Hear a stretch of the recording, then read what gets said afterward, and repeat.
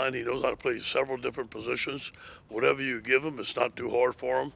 And he's going to seize this opportunity. If he has an opportunity to play instead of Mason, I think he's going to play very well. Just, I mean, defensively, you guys really seem to be at your best when you're forcing turnovers and getting sacks and all that stuff. I mean, just for a game like this, you think that's going to play a huge factor? Yeah, we're going to have to find a way to do that, no question. We just can't sit there, and we're going to have to pick and choose our times, and hopefully that we can mix up our stuff enough that we can get to the quarterback, that we can get some picks. Winning the turnover battle is going to be key, especially on the road. With so many guys, I guess, down in the secondary who are a few players you guys are hoping will step up in some of those key spots. Cam, I'm looking for Cam Lewis to have a great game. I'm looking for Darren Evans to play well. Ray Darius Jones have to play well. Dwight has been playing outstanding. Jay Ward is one of our best players. He's healthy. So we have to go with those guys. And hopefully Todd Harris can give us some snaps. Hopefully we get a couple of snaps and rotate those guys and keep them fresh. Last year, when Neil Farrell decided to opt out, it was obviously because of his grandmother. Yeah. He said he kind of came to you to talk to you about it. They're so close, him and his grandmother. I don't know, was he sort of maybe scared that day for her or something? How important was it for him to try to get home to see her? It was kind of an emotional time for everybody. Guys were leaving and stuff like that. But I recruited Neil. He's very close to his family. He felt that he had to be there for his grandmother, and so I honored that. But I told him, if you want to come back, we can't wait for you to come back. And boys, he's playing his best football, and I'm so happy for him. He is dedicated. I think he's going to get a chance to play in the NFL just like he wanted, and he's going to finish the season strong. But right now, he's playing his best ball. I know we asked you this probably at the beginning of the week, but Armani and Coventry back in the fold for you guys. Yeah. How did they look in practice this week and what their roles? Armani looks fantastic, just like he always been. I don't think Coventry is going to be able to play. He has a lingering injury. He isn't full speed yet, but Armani is, and Corey is, and Tyron is, and Josh is. We should be in good shape. You mentioned how dynamic Armani is as an outside runner. I mean, is that something you guys are hoping to kind of get going, I guess? Obviously we got to run inside and outside on these guys. We just can't run one play. No, we got to be able to get outside and use the speed and give them the ball and throw them the football and put the ball in our playmakers' hands and let them make plays. Is this like the healthiest your offensive line has been all season? Yes. What have you seen from them this practice? Continuity.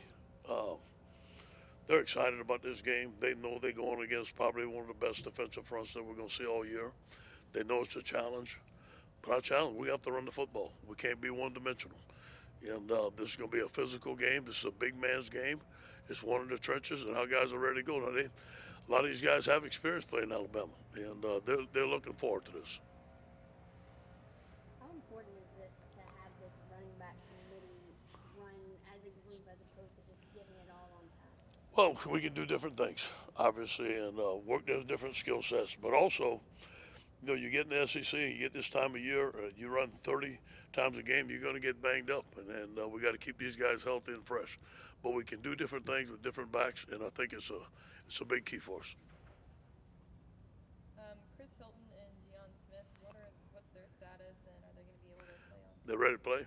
They're ready to play, and Chris has come back from a minor surgery, and he's done very well. And you should see him play, and Deion, he should be ready to play. We're going to need all those guys. They're two very good freshmen.